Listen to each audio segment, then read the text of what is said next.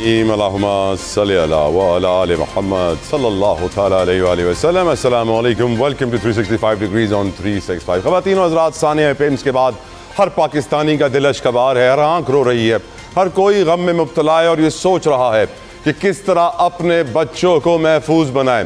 कभी हमारे बच्चे ज़्यादती का शिकार होते हुए नज़र आते हैं, कहीं हमारे बच्चे जिंदा जलते हुए नज़र आते हैं, कलियाँ खिलती नहीं कि मुरझा जाती हैं।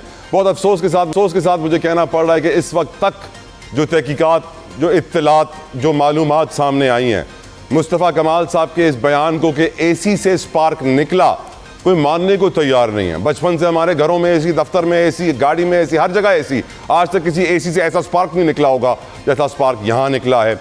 और फिर हम देखते हैं कि ताले लगे हुए थे, NICU neonatal intensive care unit के अंदर ताले लगे हुए थे। जब आग लगती है तो किसी ने ताला नहीं खोला, जिसके पास ताले की चाबी थी वो भाग निकला अपनी जान बचाने के लिए।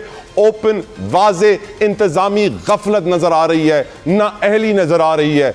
मालूम पड़ रहा है कि जो PTI का बयानिया था कि हमें पिम्स नहीं जाना, शिफा जाना है, उसको ताकत मिल रही है, वो सही साबित हो रहा है।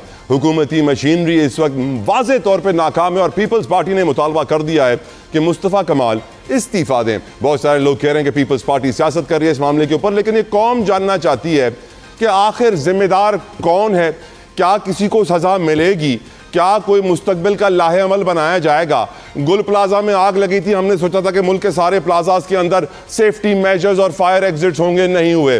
बल्दिया में आग लगी थी, 300 लोग जिंदा जल गए थे, हमने सोचा था कि पाकिस्तान की हर फैक्ट्री के अंदर अब सेफ्टी मेजर्स होंगे, नहीं हुए। हालात नहीं बदल रहे, मुल्क आगे चल रहा है, नौजवान कौम धक्के खा रही है और जिंदा जल रही है, कहीं बच्चे ज्यादती का शिकार हो रहे हैं। गुफ्तगू का आगाज विदाउट एनी फर्दर डिले। मेरे साथ कराची के स्टूडियो में मौजूद हैं मोहम्मद अब्दुल रऊफ सिद्दीकी। रऊफ सिद्दीकी साहब किसी तारुफ के मोहताज नहीं है, MQM पाकिस्तान के रहनुमा है, वजीर रह चुके हैं, बहुत अहम ओहदों पे रह चुके हैं। रऊफ भाई अस्सलाम वालेकुम, बहुत शुक्रिया आपके वक्त के लिए, जज़ाकल्लाहु खैर। मेरे साथ मौजूद हैं पाकिस्तान पीपल्स पार्टी के रहनुमा कादिर खान मंदोखेल साहब, माहिर कानून, किसी तारुफ के मोहताज नहीं, हम हमेशा हमारी इज्जत में इजाफा करते हैं शो का हिस्सा बन के। थैंक यू मंदोखेल साहब, अस्सलाम वालेकुम। मेरे साथ मौजूद है अहमद अवैस साहब फ्रॉम पाकिस्तान तहरीक इंसाफ, वो भी हमारे शो के रेगुलर हैं। थैंक यू अहमद साहब आपके वक्त के लिए, अस्सलाम वालेकुम। रऊफ सिद्दीकी साहब, गुफ्तगू का आगाज आपसे करना चाहूँगा। आप वो पहले शख्स थे जिन्होंने बल्दिया साने के ऊपर इस्तीफा दिया था, आज कोई इस्तीफा देने को तैयार नहीं है। आपने ऐसी आतिशज़दगी की इन्वेस्टिगेशन को बहुत करीब से देखा है, समझा है, आग कैसे लगती है, कौन बुझाता है, क्या तरीक़ेकार होना चाहिए।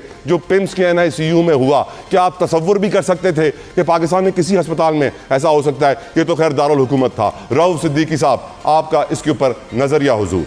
देखिए जी, सबसे पहले तो मैं आपको बड़े वाज़े तौर पे एक बार बता दूं कि तवक्को की क्या बात है। मैं तो उससे ज़्यादा परेशानी का शिकार रहा हूं हर रोज़, हर गुज़रते हुए दिन में। ये 15 बच्चों का जो सानिया हुआ, जो शहीद हुए बच्चे, ये तो एक इतना बड़ा सानिया, इतना बड़ा ये वाक़या सामने आया है। आपको मैं बताऊं कि ये मुजरिमाना गफलत इसको कहेंगे आप, इसको आप क्या कहेंगे कि इतना टेक्निकल ये शोबा है वजारत सेहत। उसके अंदर अगर आप पूरे स्टाफ को आप उठा के देखें, फायर ब्रिगेड को उठा के देखिए, उसके सिक्योरिटी प्लान को उठा के देखिए, इसके एडमिनिस्ट्रेटर्स को उठा के देखिए, सब के सब ना है।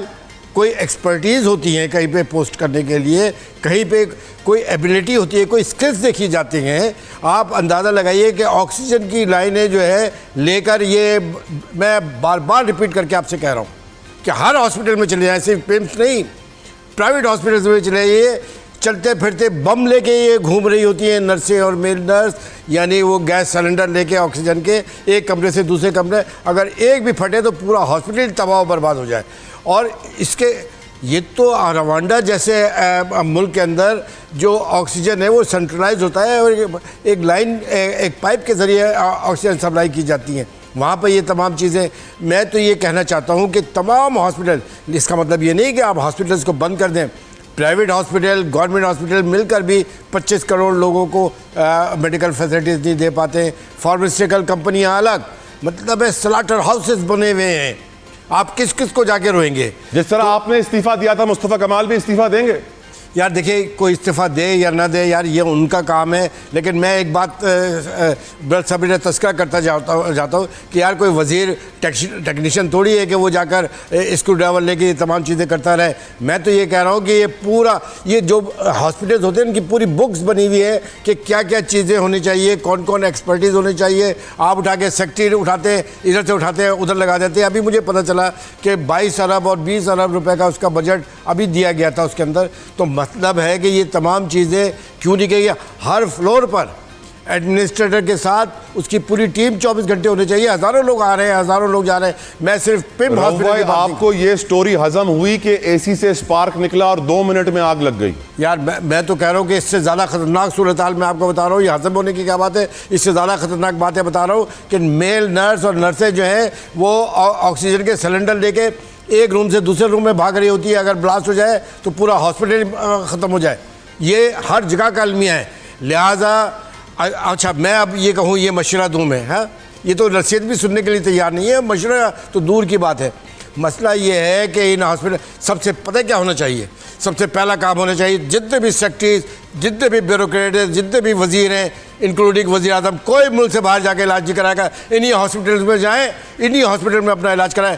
देखिए तला साहब, ये बात अगर मैं कह रहा हूँ तो सबसे पहले मैंने अपनी ज़िंदगी के ऊपर इसको इम्प्लीमेंट करता हूँ। मैं वज़ीर रहा हूँ, मेरे दुनिया भर में इलाज हो सकता था, लेकिन मैं हमेशा सरकारी हॉस्पिटल में, कार्डियो में और इधर हॉस्पिटल में अपना इलाज कराता हूँ। रेयर कहीं कोई छोटा मोटा हुआ तो आगा खान में गया हूँ। मैंने तो कहीं नहीं कहा, हालांकि मेरे पास सऊदी अरब के हॉस्पिटल्स के तमाम इंश्योरेंस है, लेकिन मैं अपने मुल्क के इसमें तो पहली पाबंदी ये लगाएं, कौम से ख़िताब करें कि सबके ऊपर ये पाबंदी लगा दें, कोई पैसा नहीं मिलेगा किसी MNA MPA को, किसी मिनिस्टर्स को कि वो मुल्क से बाहर जाके इलाज कराएं, ताकि ये हॉस्पिटल ठीक हो। नंबर 2, आमीन, बहुत अच्छी नंबर 2 बहुत अच्छी बात। सेक्रेटरी लगाओ, एडमिनिस्ट्रेटर लगाओ, वो डॉक्टर्स को लगाएं आप। बहुत अच्छी बात की। मुझे इजाज़त दें रऊफ भाई, मैं मंदोखेल साहब की तरफ बढ़ूँ, फिर अहमद साहब की तरफ भी आता हूँ। मंदोखेल साहब, आपको लगता है कि कोई इस्तीफ़ा देगा, कोई एक्शन होगा, या फिर रात गई बात गई वाली पॉलिसी पे अमल होगा? कादर खान मंदोखेल साहब। बहुत शुक्रिया थला जतोई साहब। हर कोई रऊफ सिद्दीकी थोड़ी है गैरतमंद जो इस्तीफा देगा, यहाँ तो मर के भी नहीं देगा इस्तीफा, और पता नहीं बॉस ने कहा कि नहीं देना इस्तीफा, जो भी खबरें आ रही है सारी चीजें। सवाल मेरे ये है, मैं रऊफ सिद्दीकी साहब की इस बात से भी इत्तफाक करता हूँ कि कोई वजीर टेक्नीशियन नहीं होता है, बिल्कुल कोई शक नहीं है। लेकिन इस वजीर जो इतने बुलंद बांग दावे कर रहा हो, और वो उस वजीर के नाक के नीचे एक अस्पताल का वो पूरा पाकिस्तान में वजीर है, 1.5 अस्पताल का, एक पिम्स का और एक पॉलीक्लिनिक का।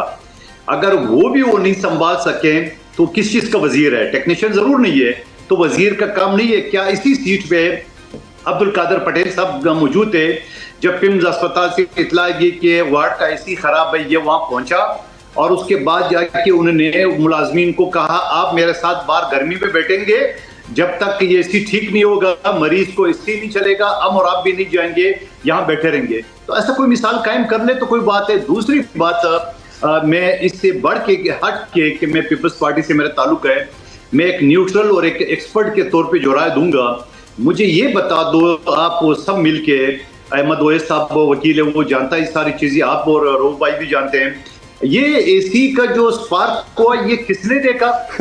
ये फिर नेबुलाइजर जो ना फट के ये किसने देखा? ये बताए कि वहां पे मुस्तफा कमाल साहब की स्टेटमेंट है, मंदोखेल साहब की वीडियो मौजूद है, लेकिन वीडियो सामने नहीं आई। देखिए, मैं ऐसा वीडियो को कैसे मान लूं कि जब मरीज ये कहते हैं, उसके लवाकिन ये कहते हैं बच्चों का कि ताला लगा हुआ था, फिर जब ताला लगा हुआ था तो कोई मर्द, मेल, फीमेल डॉक्टर मरा क्यों नहीं है? मैं अल्लाह ना करे ना मर जाए, मगर मासूम बच्चे अगर वो जल के राख हो गए, शहीद हो गए, तो उसमें से बड़ा क्यों नहीं मरा? तो इसका मतलब बड़ा था ही नहीं, पीछे ताला लगा हुआ था। और उसकी सबूत ये है कि वहां बकायदा खिड़की दरवाजे तोड़ के लोग अंदर गए और अंदर से वो गोश्त के लोतड़े, अल्लाह माफ करे, वो निकाले। और कल मैं एक शख्स को देख रहा था जिसके 2 बच्चे थे, उन्होंने कहा वसीम बादामी के शो में कि हमें तो गोश्त के लोतड़े पकड़ा दिए, हमें क्या पता हमारे बच्चों के है। फिर 2-3 वीडियो और सामने आ गई है। एक शख्स ने कहा कि वो अंदर जो ना 50-55 बच्चे थे, एक ने कहा 100 से ज्यादा थे, और यहाँ हुकूमत या मीडिया बता रही कि 15 थे। इस चीज की कैसे वेरिफिकेशन होगी कि 15 थे, 55 थे या 100 थे? फिर उसकी किस चीज की नजर है कि एक नर्स अगर अंदर मौजूद भी होती तो कम से कम वो भागते हुए उसको कोई चोट, कोई आगे पीछे आग लगती, वो क्यों नहीं नजर आया? कौन थी वो नर्स? फिर फायर ब्रिगेड को किसने इतला दी? फिर जब फायर ब्रिगेड आया तो वहां पे सब कुछ खत्म हो चुका था। अस्पताल का फायर ब्रिगेड का अमला किधर था? अस्पताल की जो मुंतजिमीन थे वो किधर थे? 1000 सवाल है। और ये कहा गया कि इस ताले इस वजह से लगाए कि माजी में बच्चे चोरी होते थे। आया इस वार्ड से सारे बच्चे चोरी होने के बाद माजी में चाइना कटिंग के हवाले से जब केडीए में प्लॉटिंग बांट रहे थे, उसके बाद केडीए के रिकॉर्ड को आग लगाई है ताकि वो चाइना कटिंग की सारे जो सबूत है वो खत्म हो जाए। कहीं ऐसा तो नहीं है कि इन बच्चों को सारे गायब करके और कुछ को वहां पे जालिमों ने आग लगा के? तो मैं ये कहूंगा ना ये मुजरमाना गफलत है, ना ये गफलत है, ये कत्ल है। सीधा साधा एक मासूम बच्चों को वार्ड में बंद करके पीछे ताला लगा दिए, ये कत्ल है। न एसी किसी ने देखा, न नेबुलाइजर किसी ने देखा, न कोई और किसी ने देखा। ये कत्ल है, कत्ल है, कत्ल है, इसके अलावा कुछ नहीं है। अहमद अवैस साहब, आपको भी ये कत्ल ही लगता है हुजूर? इन्हीं की बात को और सिद्दीकी साहब की इनकी बात को आगे बढ़ाऊंगा। देखिए, एक और मैं आपको बुनियादी बात बताता हूँ। देखिए, दुनिया का कोई हॉस्पिटल हो, कोई होटल हो, कोई पब्लिक प्लेस हो, उसका जब गवर्नमेंट परमिशन देती है, रेलेवेंट डिपार्टमेंट जो है उनको पब्लिक फंक्शनिंग के लिए, किसी को परमिशन नहीं मिल सकती जब तक कि हर कमरे के अंदर, हर वार्ड के अंदर फायर अलार्म, आग बुझाने, आग का अलार्म करने वाला एक आला ना लगा हो। और आपको पता है कि ये वो इतना सेंसिटिव होता है कि जिस वक्त धुआं ही निकलता है उसके साथ टच होता है, वो अलार्म बोल पड़ता है। और वो इतना जोर से बोलता है कि सारी आप बात कर रहे हैं स्प्रिंकलर्स की, आप स्प्रिंकलर्स की बात कर रहे हैं जो दीवार में नस्ब होते हैं सीलिंग पे, जैसे ही आग लगती है वो खुद से काम करना शुरू कर देते हैं। यही मैं अर्ज कर रहा हूँ। वो काम वो है, वो अलग है। एक तो वो काम करना स्प्रिंकलिंग करते हैं, एक वो अलार्म बोलता है। फायर अलार्म होटल्स के अंदर भी हर जगह, हर कमरे में लगा होता है।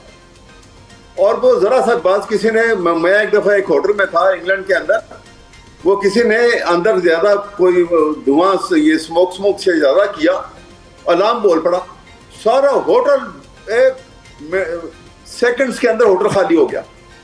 यहाँ तो क्रिमिनल है। और देखिए, आप दूसरी बात सुनिए, आप देखिए ना सारे मामला, अभी जिस तरह मंडू खेल साहब भी बड़ी डिटेल से बता रहे थे। अब देखिए उसके बाद जो शीशे तोड़ के लोग बेचारे जिनके बच्चे अंदर थे, कैसे कैसे वो घुसने की कोशिश की है। वो ताले वाला कहाँ था जिसने ताले लगा के चाबी, वो चाबी अपनी जेब में रख के अपनी जिंदगी बचाने के लिए भाग निकला, पीछे मुड़ के देखा नहीं कि बच्चों का क्या होगा। नहीं, देखिए ना, ये सारे मुलविस है। ये ऐसा जुर्म है, ऐसी क्रिमिनल नेग्लिजेंस है कि इसमें ये सब इसके अंदर मुजरिम है। और बड़ा मुजरिम मैं इसलिए इसको वजीर हेल्थ को कहूँगा, वजीर सेहत को कहूँगा, इस वजह से कि वो कराची के रह चुके हैं मेयर भी, और दुनिया फिरे हैं। आपने होटल नहीं देखे, आपने हॉस्पिटल देखे, कि आपकी जिम्मेदारी नहीं है कि आप कभी सरप्राइज विजिट करें किसी हॉस्पिटल का? अगर हॉस्पिटल के आप हेल्थ मिनिस्टर हैं कि कैसा काम हो रहा है। और ये सबसे बुनियादी चीज आपको नजर ना आई, जो वहाँ के जो इंचार्ज हैं, मेडिकल सुपरिटेंडेंट हैं इस हॉस्पिटल के, क्या उसको ये नजर नहीं आई? ये सब मुलविस है, सबको सजा ना दी गई तो ये गवर्नमेंट का सबसे बड़ा फॉल्ट है। इसका मतलब है कि गवर्नमेंट के बड़े लोग भी मुलविस हैं इसके अंदर, जो पैसा खाने के अंदर। बिल्कुल ठीक सर। रऊफ सिद्दीकी साहब हुआ है, उन फैमिली से पूछे, बिल्कुल ठीक, उन वालिदैन से पूछे, उस माओ से पूछा जो अभी उस तकलीफ से भी नहीं निकली है। राइट। अभी हॉस्पिटल एक की सुना कि जो बच्चा है अभी उसकी वो ज़च्चगी में, अभी वो खातून अभी हॉस्पिटल में है और उसके बच्चे के साथ ये सलूक हो गया। बिल्कुल ठीक सर, पॉइंट आ गया, पॉइंट आ गया। व्यूअर्स, यहाँ वक्त हुआ एक ब्रेक का, कहीं मत जाइएगा, कीप वॉचिंग 365।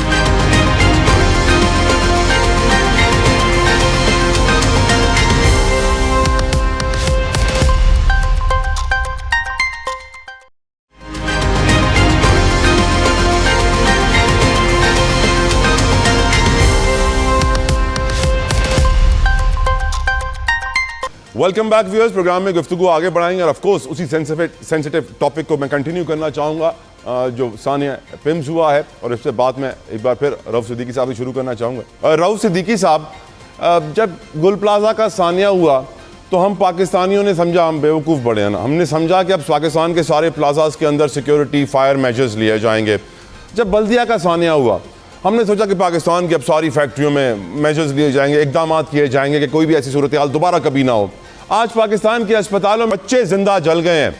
क्या आपको लगता है कि कोई इकदाम पाकिस्तान के सारे अस्पतालों में किए जा सकेंगे, या फिर माजी की तरह बातें, नो एक्शन? रऊफ भाई देखिए, मैं एक बात बताऊं, इसके लिए कोई बहुत बड़ी रॉकेट साइंस की ज़रूरत भी नहीं है। ये जो मेजर्स लेने हैं ना, ये जो टीम है, इन्वेस्टिगेशन टीमें होती हैं, ये बनाई जाएं, छापामार टीमें बनाई जाएं जो जाके देखें। सबसे पहले तो हॉस्पिटल्स के चले ले लें, क्योंकि अभी हॉस्पिटल की बात हो रही है, इंडस्ट्री की तो अलग बात है। कि मैं इससे हट के ज़रा सा 2 जुमले बोल के पूरा समअप करता हूँ पाकिस्तान का इस तक जो स्ट्रक्चर है। नंबर 1, पाकिस्तान के अंदर सबसे बड़ी मुश्किलात और जो तरक्की की राह में और हर चीज़ की राह में रुकावट है, वो नंबर 1 पे दहशतगर्दी, और उससे भी पहले अगर देखा जाए तो ये रिश्वतसितानी और करप्शन है। इस करप्शन ने तो तबाही कर दी है। आप एक कमेटी बनाते हैं, दूसरी कमेटी उसको एक लम्हे के अंदर बाय करती है और रिपोर्ट्स कहीं और आ जाती है। जैसे अभी फरमाया गया, बिल्कुल सही है मदोखल भाई ने कि जो कहा 302 का मुकदमा बनना चाहिए। कोई चीज़ें सेट करनी पड़ेंगी आपको, वरना तो आप मुझे बताइए कि जिस शोबे के लिए जिस एक्सपर्टीज़ की ज़रूरत होती है आपको वो वहाँ पे लगाना चाहिए ना। डॉक्टर्स को पता होना चाहिए। जैसे उन्होंने बताया कि फायर अलार्म होते हैं, और लेकिन ये तो हॉस्पिटल था। एक कोई सिगरेट भी पी लेना तो अलार्म बजने लगते हैं। मैंने अभी आपको मिसाल दी थी रामवंडा की, कि वहाँ के हॉस्पिटल्स में भी ये बाखुदा आपको मैं सच बता रहा हूँ। इसके पर इसका मतलब ये नहीं कि करप्शन की बुनियाद पे आप प्राइवेट हॉस्पिटल के ख़िलाफ़ कार्रवाई शुरू कर दें। मैं तो ये कह रहा हूँ कि एक नोटिफिकेशन अभी आना चाहिए और अपनी टीमें बनाएं, वज़ीर आला भी बनाएं, वज़ीर भी बनाएं, और जाके देखें कि ये जो चलते फिरते बम लेके घूम रहे हैं ऑक्सीजन सिलेंडर के नाम के ऊपर, ये कोई अगर फट गया तो। मरियम नवाज ने पंजाब के सारे अस्पतालों में सेफ्टी ऑडिट कराने का हुक्म जारी कर दिया है। आप नहीं, जारी नहीं कर दिया भाई। मेरी बात सुने, कहानी तो जब सानिया बल्दिया होता उस वक्त मैंने कहा था आपके इस पूरे शहर के अंदर एक स्नार्कल थी, वो भी 4th फ्लोर तक के लिए थी। आपके शहरों में आपकी तमाम जगह के ऊपर ये तमाम सेफ्टी मेजर्स होने चाहिए। लेकिन इसको आप एग्जाम्पल सेट कर लेना तमाम हॉस्पिटल्स को। पहले तो ये आप काम करें, ज़रा तसव्वुर करिए कि एक बाप का इंटरव्यू आ रहा था कि 10 साल के बाद मेरा ये बेटा पैदा हुआ और मैं उसकी मैयत लेके आया, कान में अजान तक नहीं दे सके वो। और बताइए ये इतना बड़ा दर्दनाक वाक़या। और ये तो बड़ी अजीब व गरीब बात जो अभी बताई है, जो मंदोखैल साहब बता रहे थे कि उसमें 15 बच्चे थे, 50 बच्चे थे, 100 बच्चे थे। ये तो कोई नहीं जानता। सबको इबरत का नमूना बनाए, ये मुअत्तल कर देना ये कोई सज़ा है यार? ये उनको भाई, इनके पूरे ख़ानदानों को चेक करें, इनके करप्शन देखिए। अभी मैंने बताया ना कि मुझे जो अभी पता चला, वल्लाह आलम, मैं सुनी बात की नहीं, कि 20-25 अरब रुपए हॉस्पिटल को दिए गए थे। और 22 अरब दिए गए थे। मसला ये है कि ये पैसे दिए जाए। चलिए मैं इसको और बोल्ड अंदाजे बता देता हूँ कि पहले वक्तों में तो कम से कम ये होता था कि 60% और 60% और 70% पे काम होता था और 30% करप्शन में जाती थी। अब तो हालत ये है कि करप्शन के अलावा कुछ है ही नहीं। इसको तो बड़ी इनकलाबी तब्दीलियाँ करनी पड़ेंगी, और तमाम पंजाब के हॉस्पिटल नहीं, पूरे पाकिस्तान के हॉस्पिटल्स में ये होना चाहिए। सेफ्टी मेजर्स में देखें और इन तमाम चीज़ों को देखें। इसको तो उन डॉक्टर्स को लगाएं वहाँ के ऊपर, और जो इसके मुलव्विस हैं। सबसे पहला काम तो आप ये कर लें, ईमान से आपको बताऊं, 302 का मुकदमा बना के इस पूरी टीम को उठा के जेल में डालें।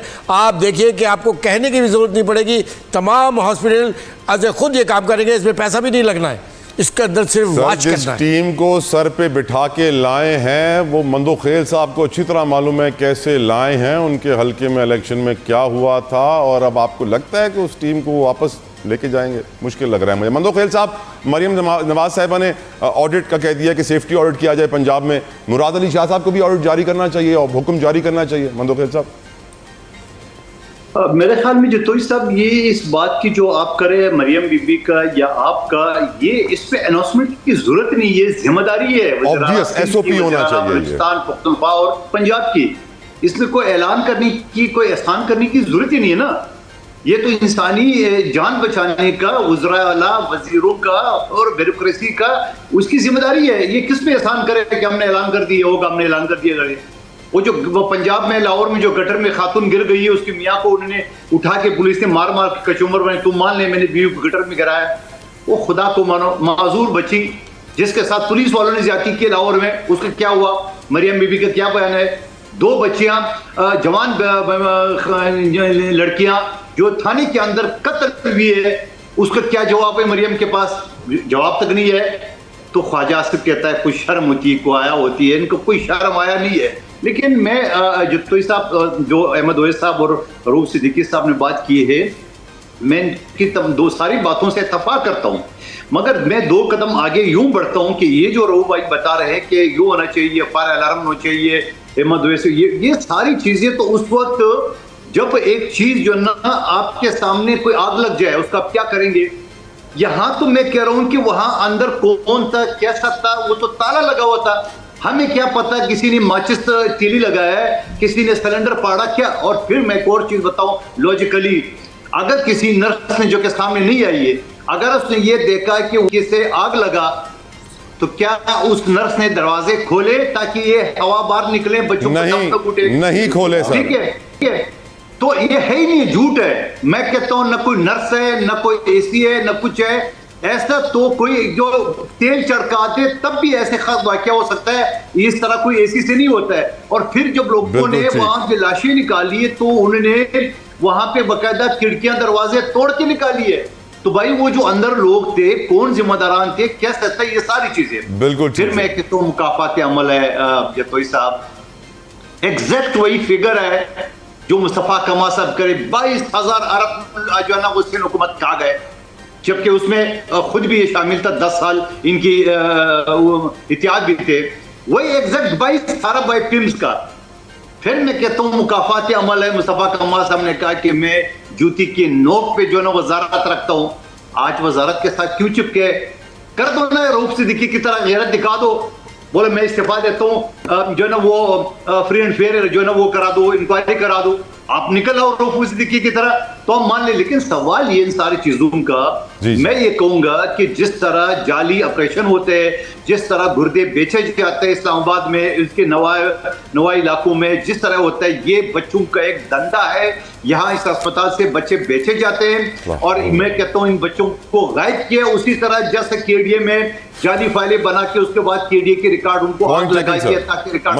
वक्त की कमी है, सॉरी, मैं इंटरप्ट नहीं करना चाहता, मेरे लिए बहुत मौजूद हैं, वक्त की कमी है, सो सॉरी। अहमद ओवैस साहब, मैं 99.99% मंदो गैल साहब की बात से एग्री करता हूँ। 27 अगस्त 2026 एबटाबाद में 5 साल बच्चे के साथ ज्यादती, 26 अगस्त हुंजा में कमसन बच्चे से ज्यादती, 26 अगस्त कोई चकवाल में 12 साल बच्चे से ज्यादती, 25 अगस्त 2026 13 साल बच्चे से ज्यादती, हरिपुर में 5 साल बच्चे से ज्यादती, 24 अगस्त को बच्चों से मुबैना ज्यादती सरगोदा में, 23 अगस्त को रावलपिंडी में कमसन बच्ची से ज्यादती, 22 अगस्त को 10 साल बच्चे से ज्यादती, 5 अगस्त को 1.5 साल बच्चे से ज्यादती। ये हमारे बच्चे क्या हमें इंपॉर्टेंट नहीं है अहमद साहब? मजाक है हमारे लिए। यही तो मैं आपसे अर्ज कर रहा हूं कि देखिए ये हमारे तो बेहिसी की इंतहा इस वजह से हो गई है कि जब इंसान करप्शन पे लग जाता है तो उसके नजदीक कोई चीज, कोई एहसास, कोई रिश्ते, कोई चीज उसकी कोई वक़्त नहीं होती, सिर्फ पैसा बटोरना। और यही लगे हुए इस वक्त इसी काम पर। मैं इनसे पूछता हूँ, अगर मैं आपको इस वक्त यहाँ आपके पैगाम से, आज के इस प्रोग्राम से ये बात कहता हूँ कि आज अभी मरियम नवाज साहबा कुछ कह दें, आज अगर पंजाब के पूरे पंजाब में आप सरप्राइज रेड करवा दें हॉस्पिटल में, 99.9% हॉस्पिटल जो हैं उसमें ये फैसिलिटी, जो अलार्मिंग वगैरह की बात कर रहा हूँ, जो वहाँ पे अलार्म यूनिट लगे होते हैं फायर अलार्म के, कहीं पे आपको नजर नहीं आएगा और हॉस्पिटल फंक्शन कर रहे हैं। इसका मतलब है कि ये क्रिमिनल नेग्लिजेंस, ये कत्लगाहें बनी हुई हैं। इसलिए कत्लगाहें बनी हुई हैं कि वो 22 अरब रुपया कभी सोचा, ये हॉस्पिटल का अरब रुपया जो है किसी ऐसे आदमी को दें ना, जरा ऑडिट करें, अहमद आपको साहब, बताएगा, खोल के बता देगा कि ये पैसा कहाँ गया। अहमद साहब, मैं कहूंगा एक मैं ब्लेसिंग। आपको एक मिसाल, एक बात सुन लीजिए सर, एक मिसाल दूंगा मैं। ये कहते हैं कि मिनिस्टर की तो कोई जो डायरेक्ट रिस्पॉन्सिबिलिटी नहीं है। आपको याद होगा, आपने पढ़ा होगा, आपकी इतनी एज शायद ना होगी, ये लाल बहादुर शास्त्री इंडिया के प्राइम मिनिस्टर थे, जो ताशकंद डिक्लेरेशन में उसी रात को आउट ऑफ जुबिलेशन उनकी डेथ हो गई थी। वो रेलवे के मिनिस्टर थे इंडिया के। रेलवे में एक रेलवे का एक्सीडेंट हुआ था, उन्होंने उसी रात उसी वक्त इस्तीफा दे दिया था। क्या बात है, हमारी नसीब ऐसा कहाँ। या वक्त हुआ एक ब्रेक का, व्यूअर्स गेम में जाएगा, विल बी राइट बैक। हम पूछेंगे अपने मेहमानों से कि क्या इस सानिए के बाद पीटीआई के बयानिए को ताकत मिली है। Take a break.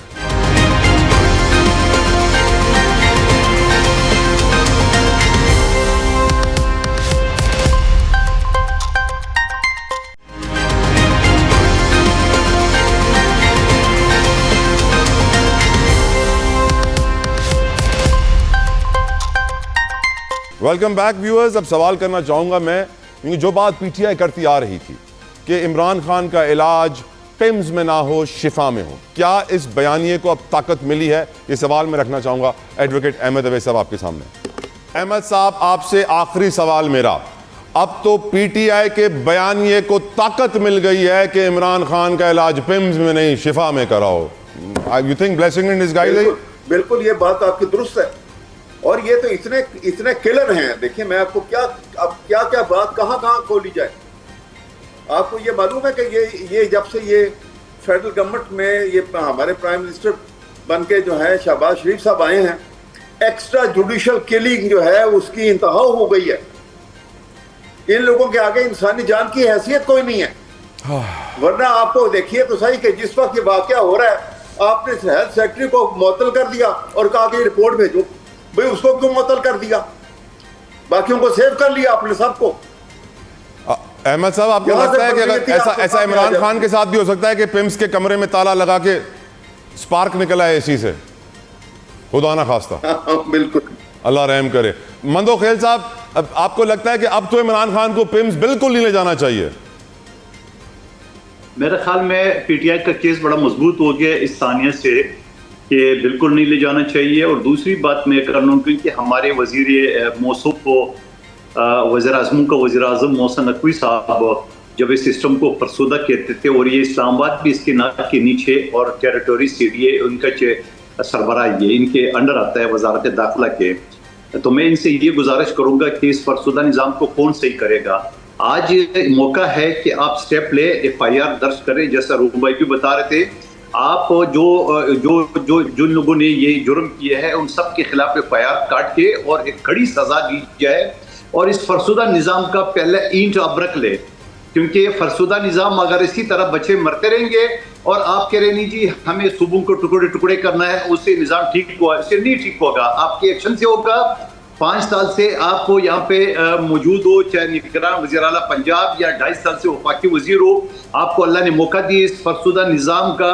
मैं फील्ड मार्शल साहब से भी ये कहूँगा, वज़ीर आज़म साहब से भी ये कहूँगा कि इस फरसुदा निज़ाम को साबित करने के लिए अगर इस्लामाबाद में इस तरह बच्चों का कत्ल हो रहा है तो आप मुझे बताओ गांव देहात में फिर कौन उसको देखेगा। तो मैं समझ रहा हूँ बड़ा अच्छा मौका है कि FIR काट करके और फरसुदा निज़ाम को दुरुस्त करने का जो है ना वो पहले ईंट रखा जाए। रऊफ साहब, आपकी नज़र में अब इमरान खान का इलाज पिम्स में होना चाहिए नहीं? यार ये तो मैं तो एक्सपर्टीज नहीं हूँ ना। अब ये तो बड़े लोगों का इलाज तो कहीं पर भी हो सकता है। मैं तो उन बच्चों की बात कर रहा हूँ, उन गरीबों की बात कर रहा हूँ, ये 25 करोड़ आवाम की मैं बात कर रहा हूँ जो सरकारी हॉस्पिटल्स में जाकर अपना इलाज करते हैं। मैंने अभी आपको बताया कि बहुत बड़ी कार्रवाई की ज़रूरत है। 302 का मुकदमा दायर करें। वज़ीर-ए-आज़म पाकिस्तान अभी टेलीविज़न के ऊपर बैठे और कैबिनेट का इजलास बुलाए और उसके अंदर नंबर 1 कैबिनेट में बिल्कुल अनाउंस करते हैं कि कोई किसी सेक्रेटरी का, किसी स्टाफ का, किसी प्राइम मिनिस्टर का, किसी का इलाज बाहर पाकिस्तान के आवाम के टैक्सेस पे नहीं होगा। यही इलाज कराओ और यही पिम्स में और तमाम सरकारी हॉस्पिटल में जाके इलाज कराएं। मैंने अपना इलाज करवाया है, इसलिए मैं ये बात कह रहा हूँ। आज ये ऐलान कर दें। नंबर 2, तमाम जगह के ऊपर कहें कि अब अगर ये कोई वाक़या हुआ तो वहाँ का DG, MD और सेक्रेटरी सब घर नहीं जाएंगे, जेल जाएंगे। अभी ये बनाए, ये सब SOP में लिखा हुआ है। और एक्सपर्टीज़ के साथ ट्रांसफ़र पोस्टिंग करें, पैसों की बुनियाद के ऊपर ना रहे, रिश्तेदारों की बुनियाद पे, खानवादों की बुनियाद के ऊपर। यार कोई पॉलिटिकल ये वैकेंसीज होती है जिसके ऊपर करते हैं। आप अंदाज़ा लगाइए, साइंस और टेक्नोलॉजी जैसी वजारत LLB के हवाले कर दी गई है, वकील के हवाले कर दी जाती है कि जी आप साइंस और टेक्नोलॉजी में बनाएं, और प्रोग्राम बना रहे हैं चांद पे जाने का। यार आप ज़मीन पे तो चल नहीं पा रहे हैं, आप चांद की बात कर रहे हैं। तो इन जनरली अभी जो ये बात कही, कितनी ख़तरनाक बात है। हर शहर के अंदर, हर गांव देहात में मासूम बच्चियों का रेप हो रहा है, मासूम बच्चों का रेप हो रहा है।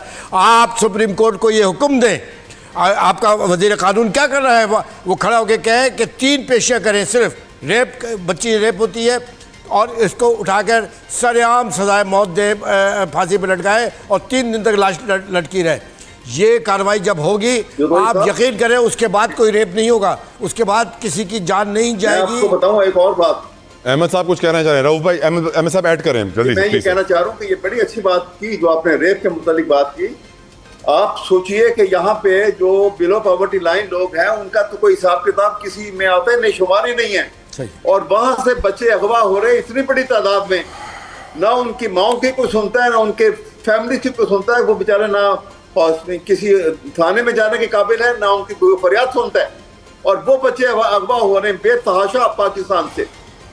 स्मगल हो रहे हैं बच्चे, जुल्म हो रहा है कि आप स्मगल हो रहे हैं बच्चे। रऊफ भाई बता रहे हैं स्मगल भी हो रहे हैं बच्चे स्मगल हो रहे हैं। और मैं आपसे यही कह रहा हूँ कि सजाए मौत, आप 3 केसेस करेंगे ना, 3 को फांसी में लटकाएंगे और अदालत के 3 पेशियों में फैसला सुनाएगी। एक बात सुनिए, दूसरी बात मैं ये कहूंगा, दूसरी बात सिर्फ ये कहूंगा इनकी बात को आगे बढ़ाते हुए कि अब आइंदा से ये बात ना की जाए कि उनको जेल डाल देंगे। अब से ये वाकये के ऊपर तमाम को जेल में रख डालें। ये क्रिमिनल नेग्लिजेंस में तमाम शरीक है, कोई एक एक्सेप्शन नहीं है इसके अंदर। बहुत बहुत शुक्रिया अब्दुल रऊफ सिद्दीकी साहब, बहुत बहुत शुक्रिया एडवोकेट अहमद अवैस साहब, बहुत बहुत शुक्रिया खान मंदोखेल साहब। बड़ी अहम तजावीज़ अहम लोगों की जानिब से प्रोग्राम में दी गई। मर्डर की FIR होनी चाहिए दफ़ा 302 के तहत। कोई सरकारी शख्स ऐसा ना हो जो सरकारी अस्पताल के अलावा कहीं और इलाज कराए। अगर इन छोटी छोटी चीज़ों पर अमल हो जाए, और हाँ, हमारे बच्चों की हिफाजत के लिए कुछ करना ज़रूरी है। सरेआम फांसी, 3 दिन तक उस दरिंदे का जिस्म लटकता रहे। काश कि ऐसा हो जाए। ख्वाहिश तो हमारी हैं। हमारे पाकिस्तान के सियासतदान बड़ी अच्छी अच्छी बातें भी कर गए हमारे शो में। दुआ यही है कि या अल्लाह इन पे अमल करवा दे किसी तरीके से। आप भी मेरे साथ कहिए आमीन। I will see you next on Monday. Until then, अल्लाह हाफिज़।